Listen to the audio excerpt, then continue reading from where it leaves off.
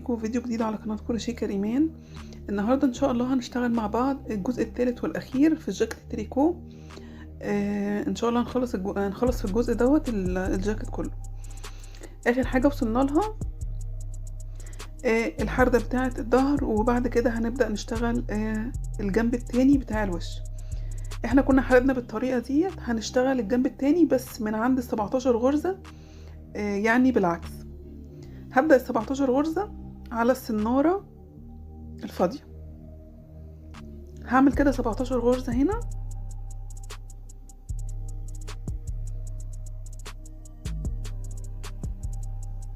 طبعا بعمل عدد لفات بعدد الغرز اللي انا عايزاها عشان اعرف كمية الخيط اللي انا محتاجاها. بعد كده بشتغل الغرز بالشكل دوت.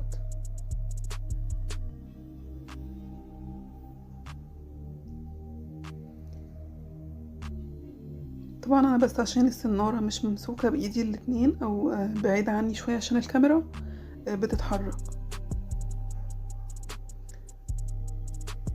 بشتغل بالشكل ده كده 17 غرزة.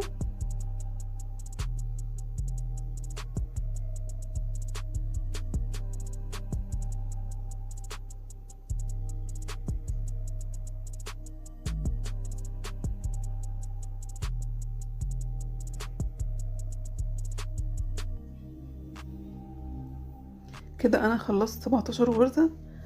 دلوقتي اللي انا هعمله ان انا هشتغل ال 17 غرزة دولت عادل برضو بنفس طريقة او بنفس غرزة البلوفر، وبرضو بشتغل بالسنارة التانية وهي عليها الشغل عادي.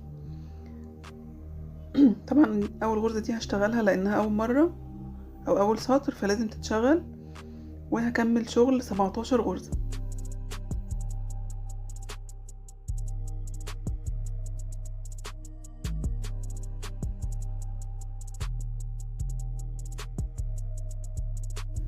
كده خلصت السطر كله. اللي انا هعمله بعد كده ان انا هشتغل نفس السطر تاني،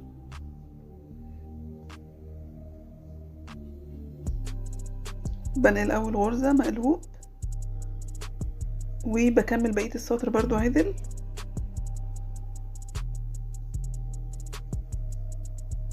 وفي نهاية السطر دوت هزود بعد كده، مش هقلل زي ما كنت بعمل في الجنب التاني، لا انا بشتغل بالعكس. فبدل ما كنت بنقص لا هزود، وهزود اول زيادة اللي هي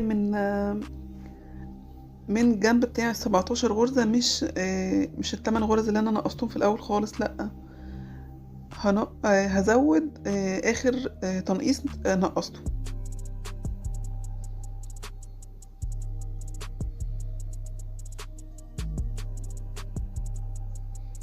طبعا انا دلوقتي لما انقص كده انا بنقص من الجنب اللي هيبقى ناحية جسم البلوفر.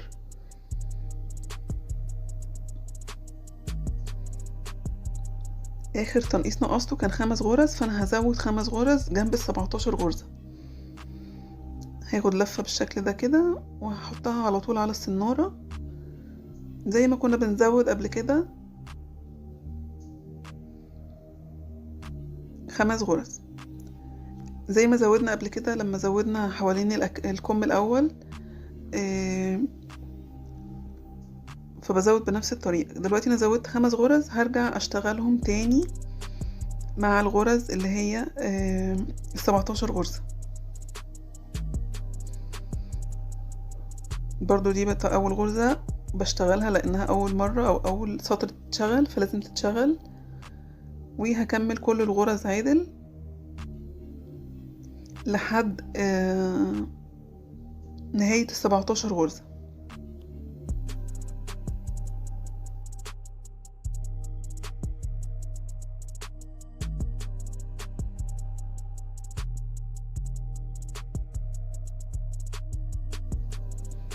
كده انا خلصت شغل الغرز كلها. السطر الجاي برضو هشتغله كله عدل، بنقل اول غرزة مقلوب وبعد كده برجع الخيط لورا وبشتغل كل الغرز عدل اللي هم ال17 غرزة والخمسة اللي انا ضفتهم السطر اللي فات. وفي نهاية السطر دوت هزود الزيادة التانية اللي هم 6 غرز اللي هي كانت التنقيص اللي قبل الاخير في الجنب التاني. فانا هكمل السطر لحد اخره، وبعد كده ازود 6 غرز.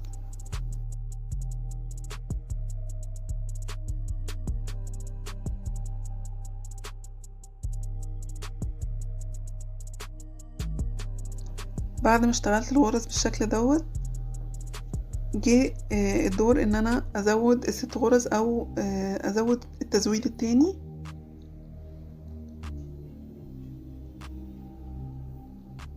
انا الخيط ده هقصه عشان هو مضايقني وبعدين مش هشتغل بيه تاني.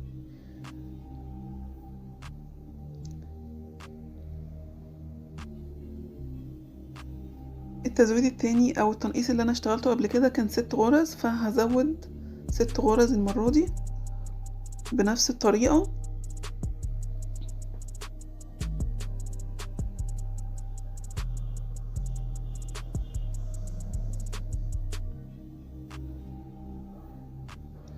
وبعد كده هشتغل كله عادل، وهرجع تاني برضو بيهم بالسطر دوت للمكان بتاع التزويد مرة تانية عشان ازود ال7 غرز اللي بعد كده.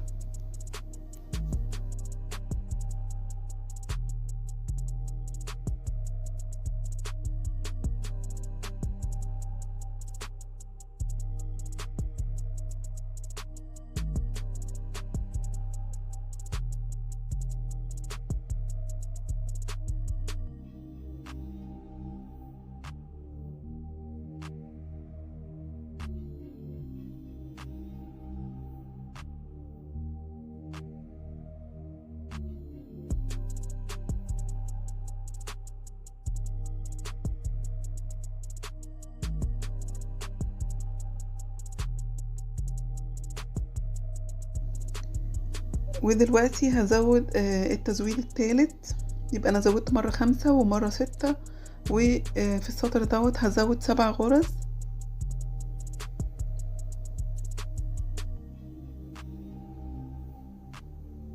التزويد كله في نفس الجنب،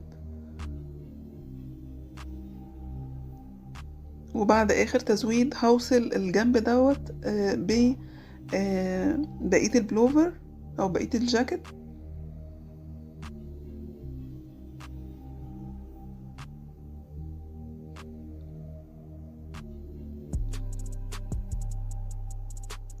دول 7 غرز. دلوقتي هشتغل برضو السطر دوت والسطر اللي جاي كمان، عشان في نهاية السطر اللي جاي ازود ال8 غرز اللي هم اخر تزويد عندي.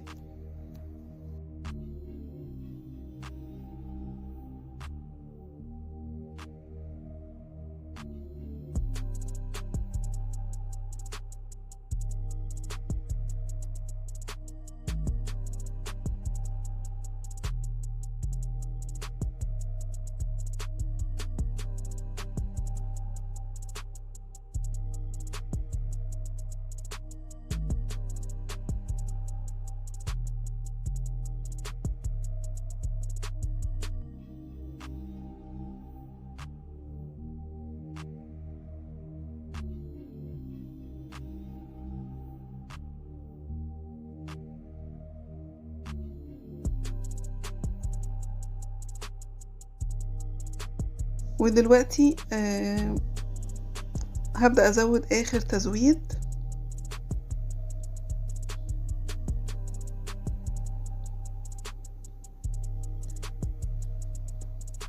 طبعا الجزء ده كله هيتدايره، وكل التدريجات دي هتتدايره. هزود اخر تزويد اللي هو 8 غرز.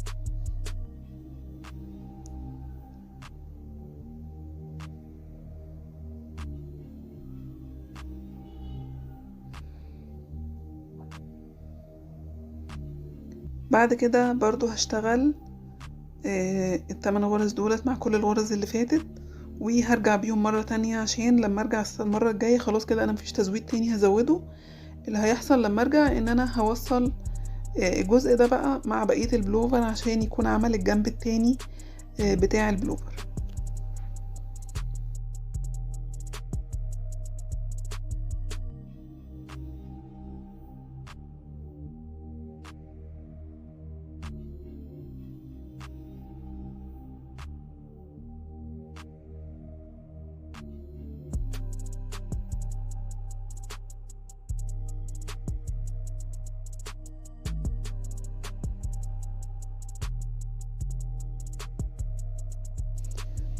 كده انا خلصت سطر. دلوقتي اللي انا هعمله ان انا هشتغل بقى كله الجسم مع بعض. لما اشتغل الغرز ديت هبقى اشتغل كمان الجزء بتاع جسم البلوفر نفسه، فيكون عندي الجزء خلاص كامل بتاع دوت اللي هو بيمثل جزء من الوش وجزء من الظهر مع بعض. هي دي الحردة اللي انا اشتغلتها معكوسة. بعد كده بقى هشتغل الجزء ده كله مع بعضه زي ما اشتغلته قبل كده 25 سطر، اللي هما 86 غرزة، هشتغلهم 25 سطر. ده عبارة عن الوش والظهر مع بعض. لما اشتغل 25 سطر ان شاء الله هرجع لكم مرة تانية عشان افصل معاكم الوش والظهر، ويفضل عندي بس الكم عشان اشتغل او غرز الكم عشان اشتغل الكم التاني. بس انا عايزة احط دبوس علامات عشان اعرف بداية ال25 غرزة فين واعرف اعد السطور. هجيب دبوس علامات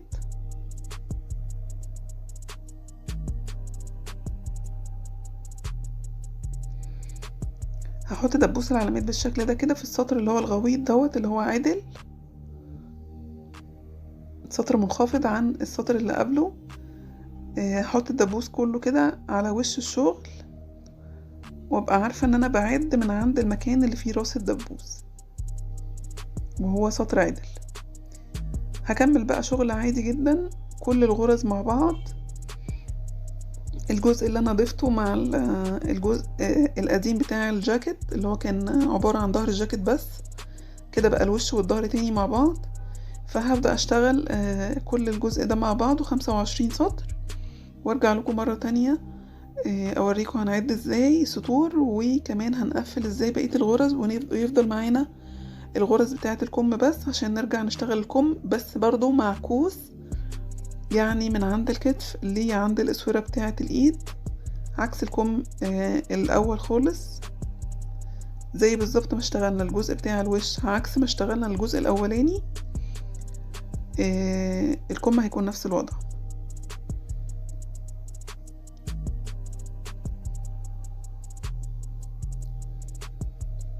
يعني الجنب دوت كل حاجة فيه معكوسة عن الجنب الاول.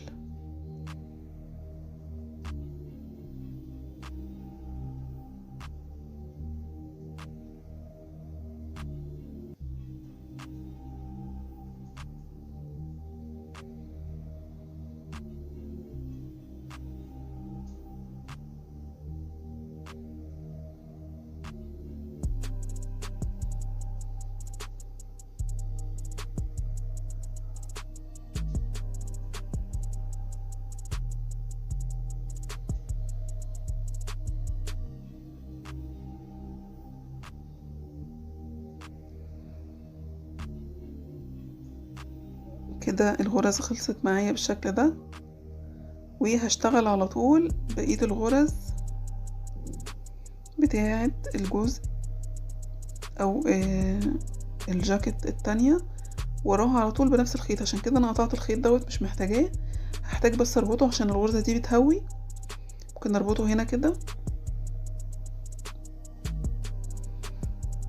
في الجزء اللي انا اشتغلته لوحده دوت عشان كمان يتواصلوا ببعض.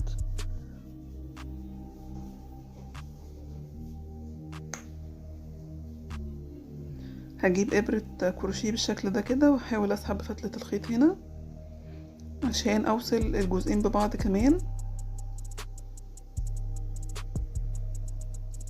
يعني اربطها او اعملها غرزة كروشيه عادية بالشكل ده. وطبعا لما نشتغل الجزء اللي هيبقى على الوش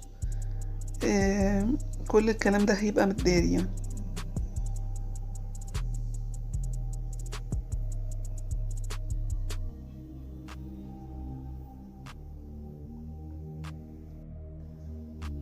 انا كده اشتغلت ال25 سطر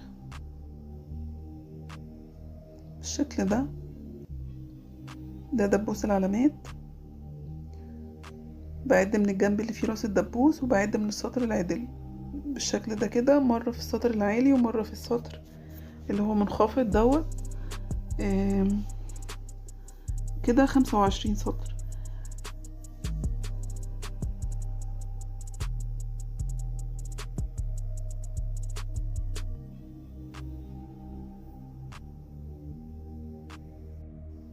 بعد كده هقفل الجنبين اللي هو الوش والظهر، واسيب على الابرة بس غرز الكم. بني الاول غرزة كده، وبعد كده بشتغل عدل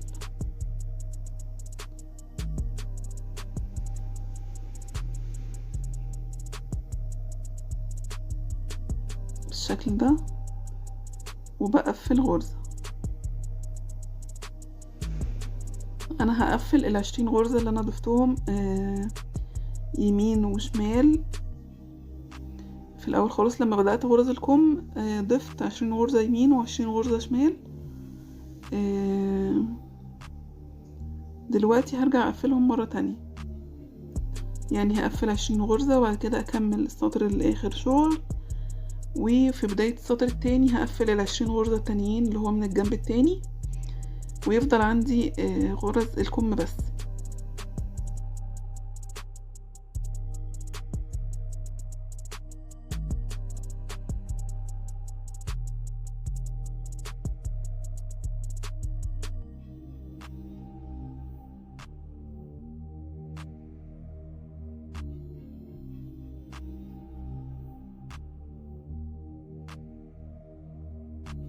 كده انا خلصت تقفيل الغرز.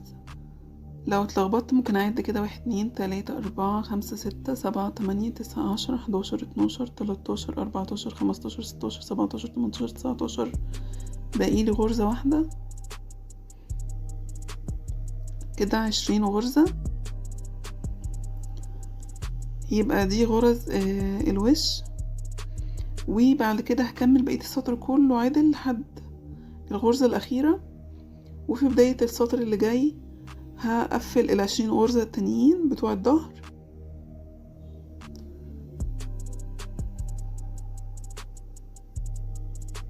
فانا هكمل السطر كله عدل.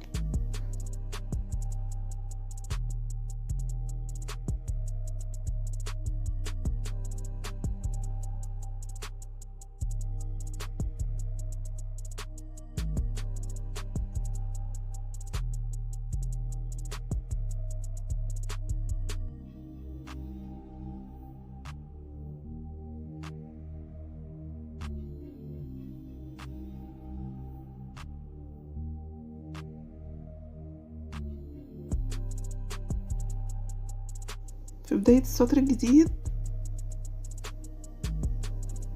هقفل ال20 غرزة بقى بتوع الوش اللي انا قفلتهم من الاول. دول كانوا بتوع الظهر، دول بتوع الوش. دبوس العلامات موجود اهو. وكده هقفل 20 غرزة كمان من الجنب ده.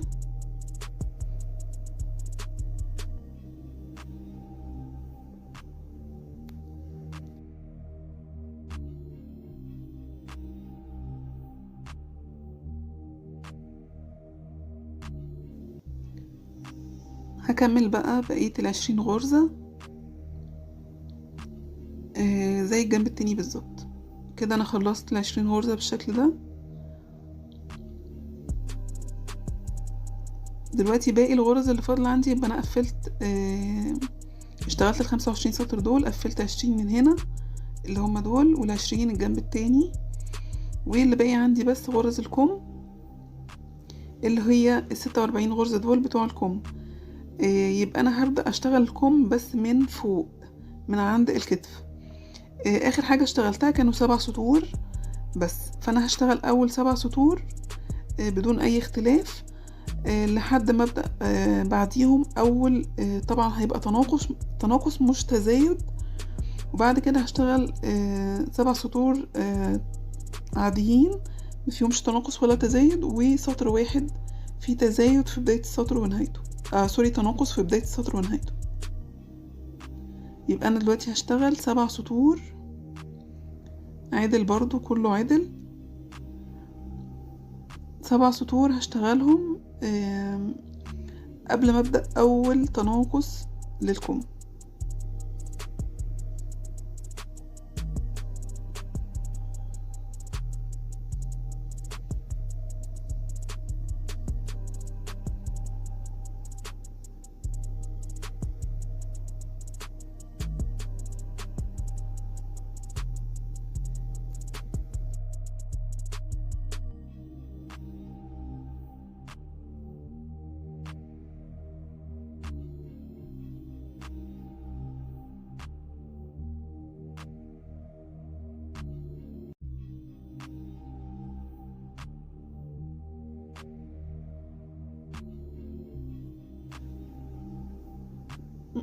ده تاني سطر اهو، وهبدأ اكمل بقى 7 سطور عدل قبل ما ابدأ التناقص الاول.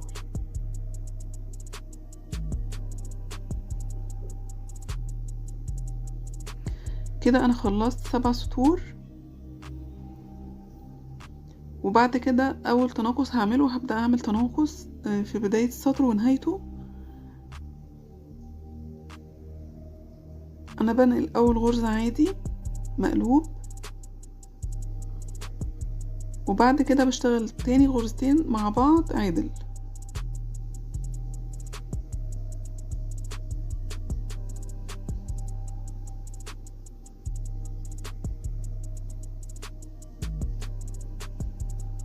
وبكمل بقية السطر كله عادل لحد ما اوصل لاخر 3 غرز.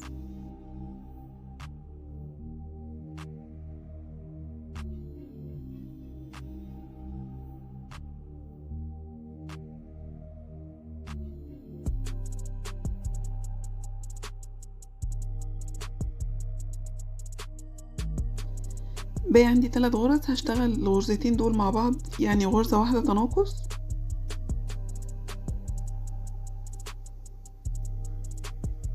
وبشتغل اخر غرزة عادي زي ما اشتغلت اول غرزة في السطر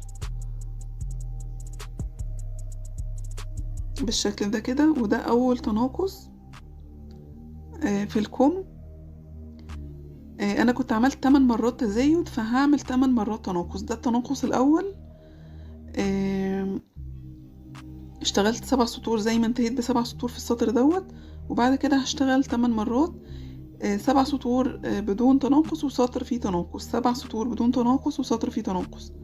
يعني هكرر ال8 سطور اللي انا اشتغلتهم دلوقتي 7 مرات كمان، وهينتهي معايا الكم ب7 سطور بدون تناقص قبل ما اشتغل الاستك.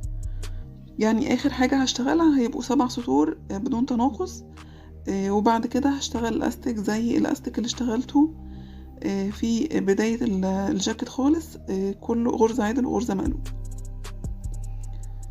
انا كده خلصت الكم. اخر حاجة اشتغلتها 7 سطور زي ما قلت لكم، وبعد كده هشتغل الاستك بتاع الجاكيت. طبعا دول 30 غرزة اللي احنا بدأنا بيهم الجاكيت خالص في الاول، لازم اتأكد ان هم 30 غرزة.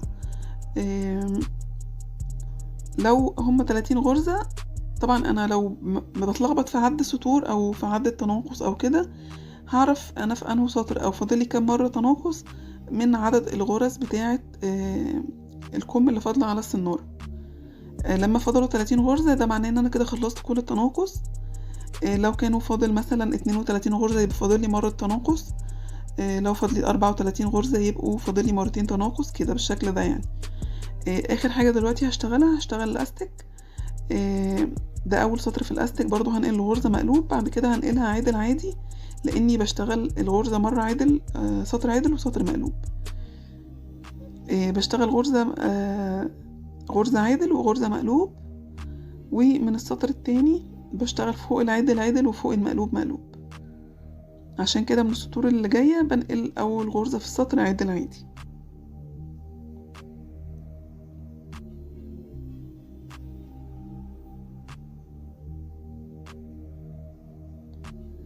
طبعا انا اشتغلت معاكم الجزء بتاع الاستك دوت في بداية الجاكيت. لو انتوا مش فاهمينه قوي دلوقتي ممكن تجيبوا اول جزء خالص في الجاكيت في الجزء الاول وتسمعوه وتطبقوا عليه بالظبط الجزء دوت.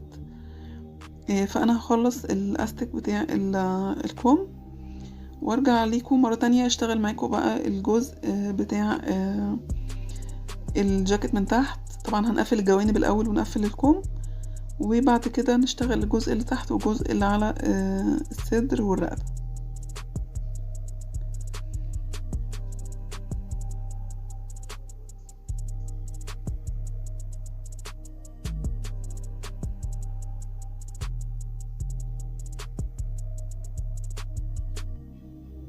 كده انا خلصت السطر الاول في الاستك. طبعا بشتغل كام سطر؟ 8 سطور.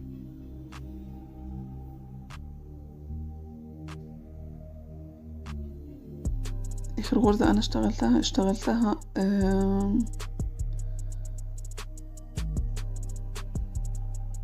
اشتغلتها عدل بقت مقلوب اهي بالشكل دوت، فهنقلها مقلوب زي ما هي موجودة على السنارة بالظبط. هنقلها برضو مقلوب، سوري انا قلت لكم قبل كده هنقلها عدل، هنقلها زي ما موجودة عندي على السنارة هنقلها. وهكمل واحد عدل واحد مقلوب لحد ما ينتهي عندي الاستك.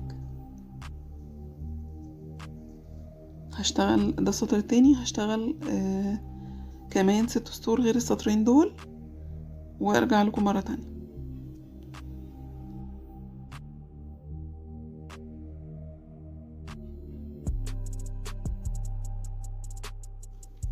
كده انا خلصت 8 سطور.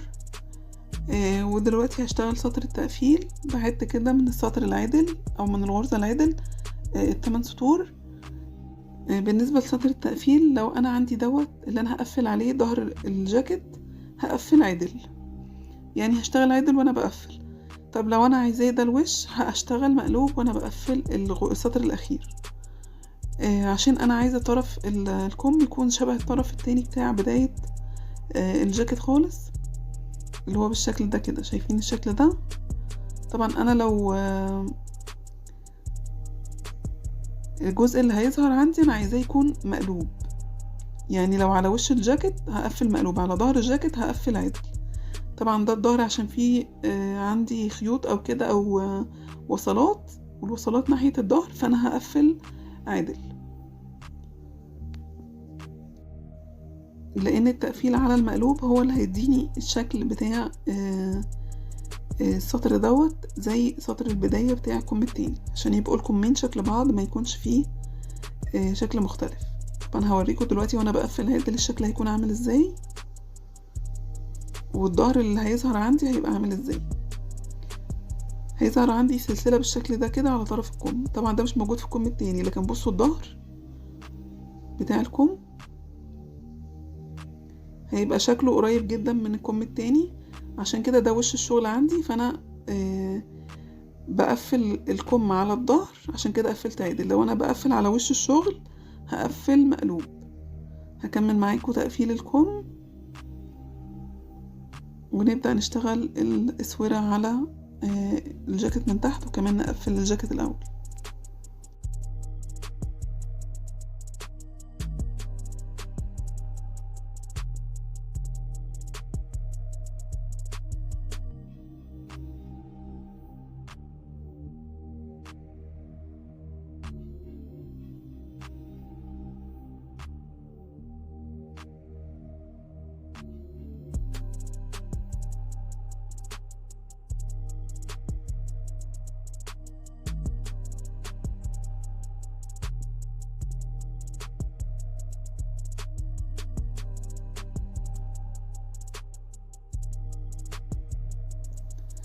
دلوقتي بقى هقفل الكم. بص ده جوه هيبقى جوه، وده شكل الكم من بره.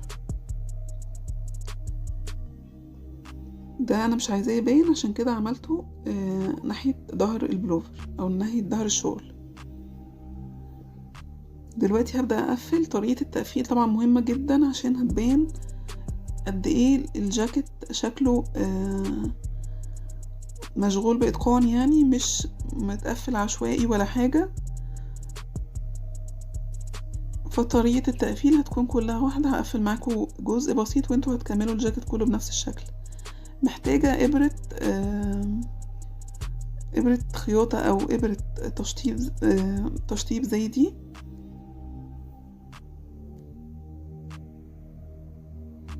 ده طبعا الكم كده والجوانب. هقفل الكم وهنزل على الجنب على طول بالشكل ده.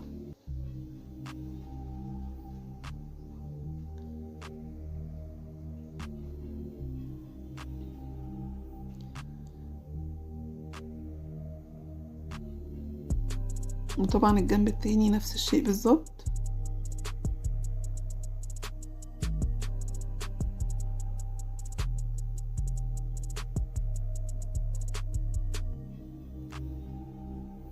هقفل برضو من تحت وبعد كده او من الجنب، وبعد كده هطلع على الكم.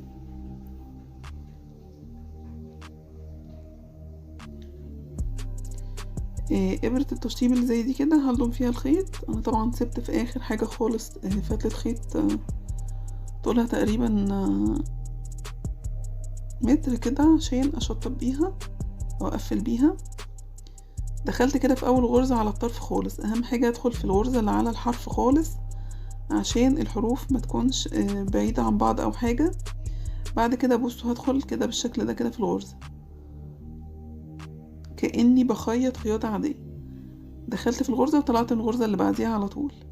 هاجي الناحية التانية برضو هدخل في الغرزة واطلع من الغرزة اللي بعديها. اهم حاجة ان مكان الدخول والخروج يكون واحد، مش هطلع من غرزة في مكان وادخل من غرزة تانية. المكان دوت اللي انا دخلت فيه دلوقتي اللي انا خدت فيه الخيط المرة اللي فاتت، يعني مكان كان فيه خيط قبل كده، مش فتحة جديدة ولا حاجة. وشايفين هنا كده في خيط طلع منه، هدخل فيه تاني واطلع من الغرزة اللي بعده. هدخل في الغرزة واطلع من اللي بعديها. المكان اللي انا طلعت منه ده اللي بدخل فيه تاني عشان بس ما نخيطش، ما ناخدش من الغرزة اللي بعديها، فهيبقى عندي وسع في الخياطة. يعني ده المكان اللي طلع منه الخيط اهو، هدخل فيه واطلع من الغرزة اللي بعديه. المكان اللي طلعت منه ده بدخل فيه تاني بالشكل ده كده. بصوا بقى لما اشد الغرز هيكون شكلها عامل ازاي. الخياطة بصوا عاملة ازاي، شكلها مظبوطة جدا.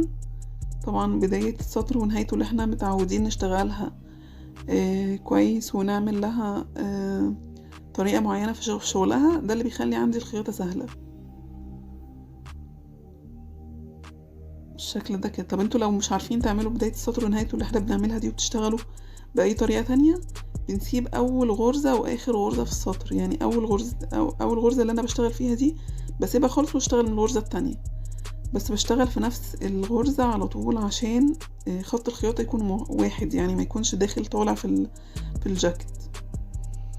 بكمل بنفس النمط بالظبط عشان اوريكم الجزء التاني دوت، او الجزء اللي هو فيه الغرزة المرنة ده. يعني اعرف ان الغرزة اللي هي كله عدل ديت، كل سطور عدل اسمها غرزة مرنة، عشان اوريكم شكل الخياطة في الغرزة المرنة هيكون عامل ازاي. بصوا الشكل عامل ازاي، السطور دخلت على بعضها كأنه شغالين على سنارة دائرية والخياطة مش باينة خالص خالص.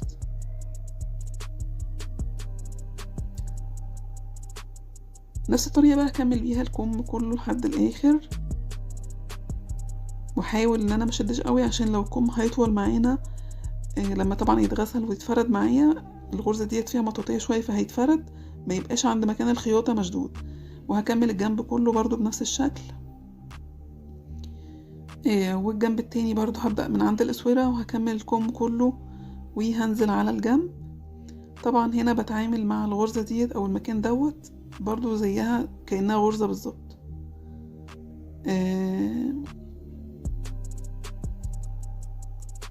هي برضو عاملة شبه الغرز كده، فبدخل من الغرزة واطلع من اللي بعديها برضو عادي زي الخياطة العادية.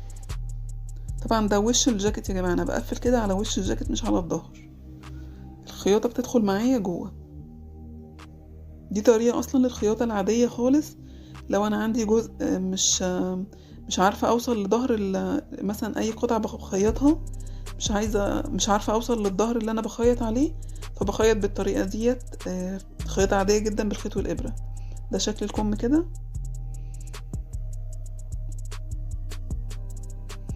هكمل بقى تقفيل كل الجنب وارجع لكم مرة تانية نشتغل الإطار اللي على الجاكيت من تحت. انا كده قفلت خلاص. ده ظهر الشغل يا جماعة، بصوا شكله عامل ازاي. انا جايبه لكم الظهر بس انا كنت بقفل طبعا على الوش زي ما قلت لكم. ده شكل الكم اهو بعد ما اتقفل.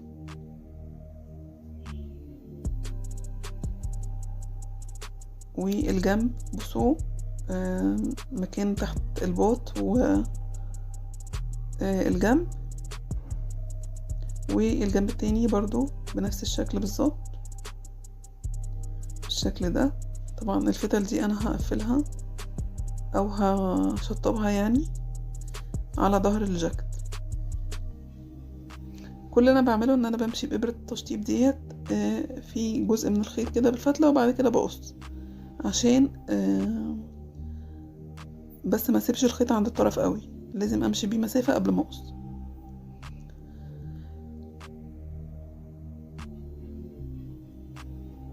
دي غرزة مشدودة عاملة معايا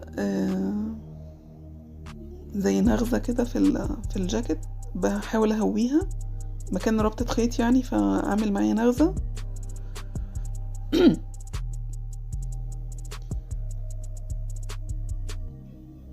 دلوقتي هبدأ اشتغل بقى الجزء اللي هيعمل هشيل دبوس العلامات الاول، وهشتغل الجزء اللي هيكون في الجاكيت من تحت، ده اللي هيدي الجاكيت بقى الطول بتاعه. الجزء ده تقدروا تطولوه عن اللي انا هشتغله، ولكن هو طوله كده مناسب، مش جاكيت طويل ولا حاجة، جاكيت يتلبس على جيب. لو انتوا حابين اصلا من الاول يتلبس على بنطلون الجاكيت دوت، زي ما قلت لكم قبل كده، بنزود ال20 غرزة اللي انا زودتهم بعد الكم من الجنبين، بزود بدل ال20 40 او 60 عشان الجاكيت يطول معانا ويوصل للركبة كمان. هبدأ اشتغل بقى الجزء بتاع الاسورة اللي تحت. اهم حاجة في الجزء دوت طريقة لقط الغرز على الجزء دوت. طريقة لقط الغرز هي اللي هتخلي الجزء ده يبقى واضح او مش واضح، سوري، يبقى مظبوط او مش مظبوط. الجزء ده هيدينا طول حلو قوي للجاكيت من تحت. لحد دلوقتي الجاكيت ده قصير، يعني 20 غرزة دولت هيخلوا الجاكيت قصير، لكن الجاكيت دوت من النوع اللي الاسورة دي بتديله الطول اللي هو يبقى طول مناسب كده يتلبس على جيبة. هجيب طرف خيط جديد والابرة. الجزء دوت طبعا انا كنت حددهولكم هنا على الرسمة ان هو جزء قدام وجزء في الظهر، ولكن هما الاتنين هيتشغلوا مع بعض. طبعا بعد ما قفلنا هيبقوا جزء واحد هيدور عليهم هما الاتنين، وكمان هنشتغل الجزء بقى اللي هيدور بعد كده على الجزء اللي انا اشتغلته دوت وعلى الوش والرقبة، بس الجزئين دول بيتشغلوا الاول اللي هو الجزء اللي تحت.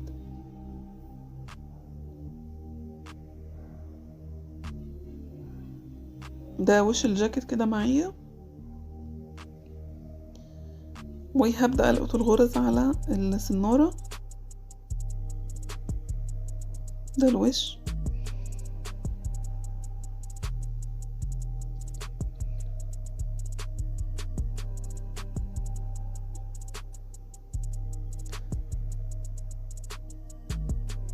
بدخل في أول غرزة، والجزء ده مش باين معايا في التصوير للأسف، ولكن أنا بدخل في أول غرزة خالص أهو، وبسحب كده الخيط بالإبرة.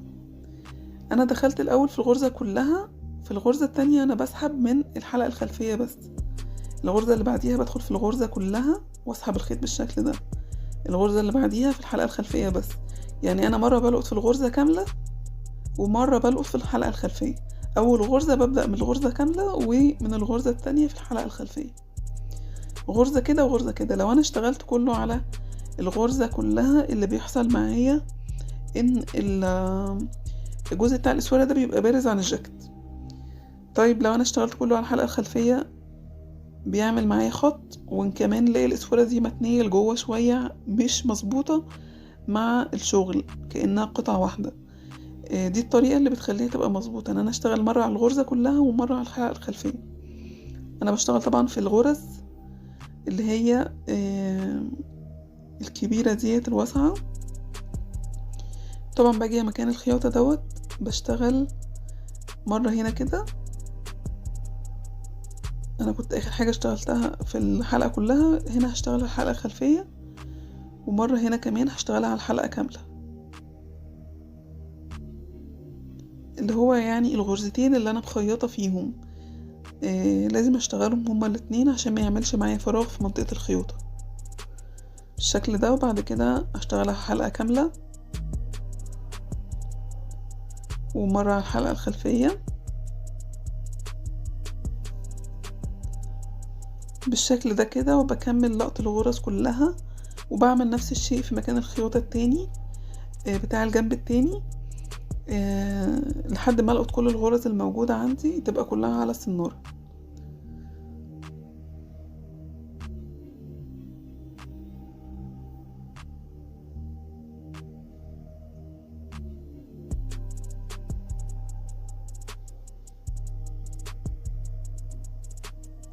وهكمل كل سطر بنفس الطريقة.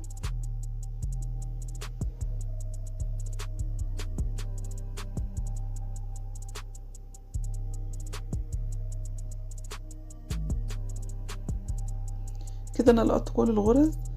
باقي لي بس ان انا القط اخر غرزة اللي هي عشان ما انساهاش. الغرزة اللي هي ديت لازم القط فيها غرزة برضو. طبعا ممكن ما اقدرش القطها بايدي، ولكن ممكن اعملها بابرة كروشيه.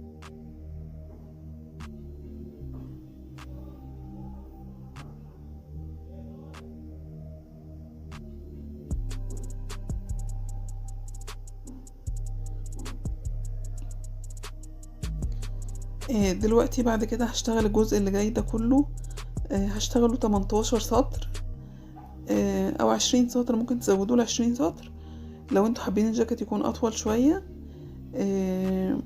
غرزة عادل وغرزة مقلوب زي ما اشتغلت الاسورة بالظبط بتاعت الكم، مفيش اي اختلاف.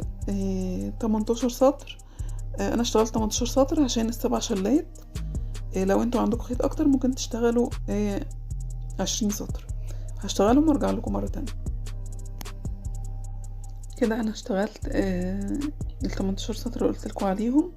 طبعا الجزء ده بيتفرد بالمكوى، بنكويه على الظهر عشان يوسع، يكون وسع البلوفر. لو احنا اشتغلنا غرزتين في كل غرزة هيبقى معانا واسع جدا، عشان كده لازم نشتغل غرزة واحدة وبيبقى مفرود شوية، يعني بنفرد الاستك بتاعه ونكويه على ظهره. وبعد كده ما بقفلش اخر غرزة بالشكل ده. بعد ما قفلت، طبعا قفلت مقلوب عشان انا على وش الشغل، ببدأ القط الغرز بالشكل ده كده برضو، اللي هي حوالين بقى الوش والرقبة. بدخل في غرزة غرزة. اول غرزة دي بدخل فيها كده كلها، وبعد كده بشتغل مرة على الحلقة الخلفية ومرة على الغرزة كاملة، برضو زي ما اشتغلت تحت بالظبط. مرة على الحلقة الخلفية ومرة على الغرزة كاملة.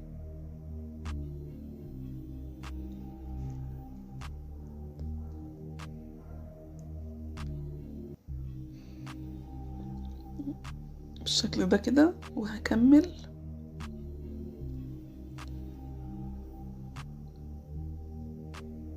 ده المكان اللي انا لقطت فيه الغرز، برضو باخد فيه غرزة بالشكل ده.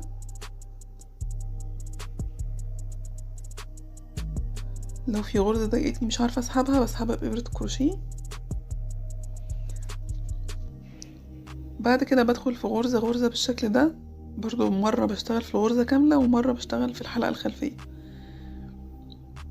الحلقة الخلفية هنلاقيها ورا شوية كده بالشكل ده، شايفين السلسلة باينة اهي ورا شوية. ومرة بدخل في الغرزة كاملة بالشكل ده كده. طبعا في الجزء ده بشتغل في كل غرزة غرزة.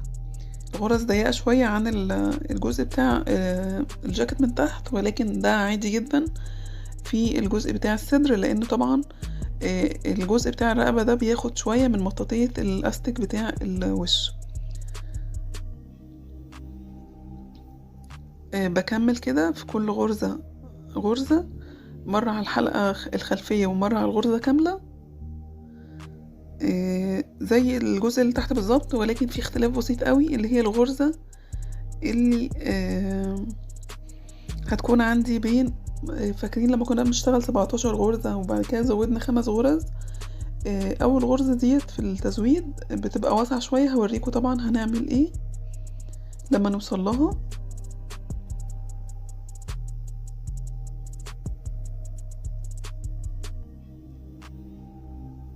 الغرز دي ضيقة شوية، ف بغرزة الكرشي بإبرة الكرشي اسهل من ان احنا نشتغلها بالإبرة بتاعة التريكو.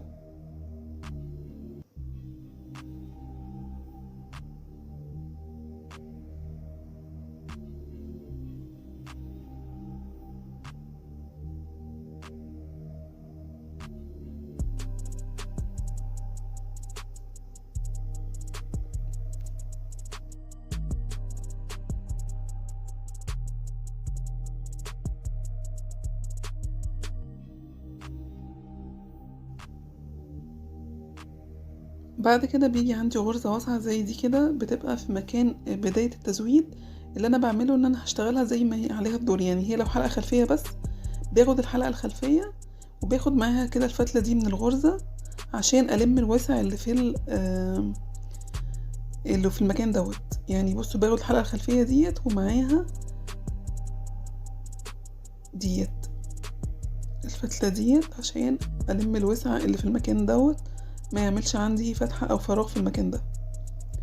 طبعا أنا حتى خدت الحلقة الخلفية لأن الدور على الحلقة الخلفية بصوا لمت مفيش مكان فراغ أو أي حاجة. وبعد كده هكمل 5 غرز اللي جايين عادي برضو، ديت هشتغلها على حلقتين. المكان دوت مثلا برضو لو هشتغل حلقة خلفية هاخد الحلقة الخلفية بس، لو هشتغل الحلقة كلها هاخد الفتلة دي مع الحلقتين عشان ما يدينيش الفراغ دوت. ونفس الشيء هنا وهنا، والجنب التاني برضو في نفس الأماكن بالظبط. وطبعا لما بخلص الجزء دوت أنا كده ببدأ أشتغل على الرقبة. بشتغل في الغرز الواسعة كل غرزة لوحدها عادي زي ما كنت بشتغل تحت في الجزء اللي هو في الجاكيت من تحت. وبعد كده بلف لحد ما اوصل للجنب التاني كده. انا اشتغل هنا كده الرقبة كلها، وبعد كده بوصل للجنب التاني نفس الشيء بالظبط بشتغله. وبرضو بشتغل على الاستيك من الجنب التاني اللي انا اشتغلته تحت. ودي بتكون نهاية الغرز. ولما بخلص لقط كل الغرز ببدأ اشتغل غرزة استك برضو على الغرز دي مرة تانية. كده انا لقطت الغرز كلها، بقيلي بس اخر غرزة. يعني احنا شايفين لقطت هنا اخر حاجة ولازم القط غرزة هنا والا هتديني مكان ناقص كأنه ناقص غرزة. فيها هلقط غرزة هنا.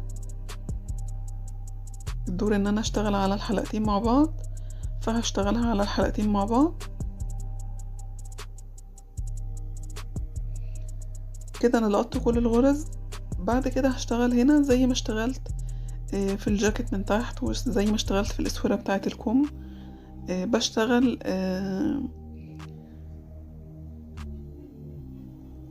هنا هشتغل 10 سطور او 9 سطور، والسطر العاشر هقفل الجزء ده. طبعا برضو لو انتهى معايا على وش الجاكيت بقفل مقلوب، ولو انتهى على ظهر الجاكيت بقفل عدل. انا هشتغل برضو الاستك دوت على الوش لانه طبعا مفيش حاجة جديدة فيه، لا كله زي ما اشتغلنا مع بعض كده مع بعض الاستك قبل كده. وهخلصه وارجع لكم مرة تانية اوريكم شكل الجاكيت بعد ما خلص عامل ازاي.